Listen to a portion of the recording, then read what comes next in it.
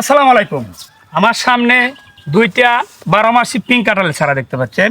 একটা চারা দেখতে সুন্দর, আরেকটার কিন্তু পাতা ঝরে গেছে, একটা ফল আছে। গাছটাও দেখতে সুন্দর না, যেমন মরা মরা ভাব।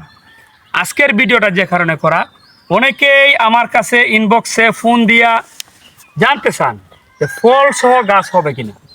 এই যে দেখেন, ফল কেন আমরা গাছের মধ্যে রাখি না।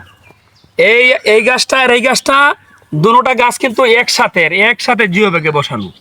এটার মধ্যে এই ফলটা সেট হয়েছে, যার কারণে গাছটা মরা মরা ভাব, সব পাতা ঝরে গেছে।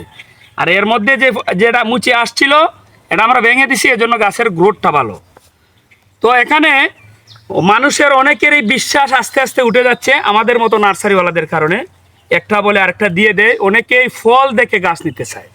তো বিশ্বস্ত নার্সারি থেকে যদি আপনারা গাছ কিনেন, ফল সহ যদি নাও হয় আপনার গাছ, আপনার বাড়িতে গিয়ে গাছের যখন ফল দেওয়ার বয়স হবে, তখন যদি গাছ থেকে ফল নেন, তাহলে গাছটাও সুস্থ থাকবে, গাছটা মারা যাওয়ার সম্ভাবনা কম থাকবে। তো আমার এই গাছটা দেখেন আস্তে আস্তে মারা যাচ্ছে। এখন আমি কি করবো, এটাকে এখান থেকে সরিয়ে দেবো। এই যে মুচিটা আমি এখান থেকে সরিয়ে দিলাম।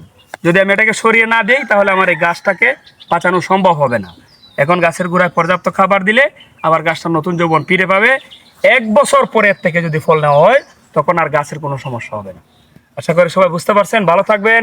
আল্লাহ হাফেজ।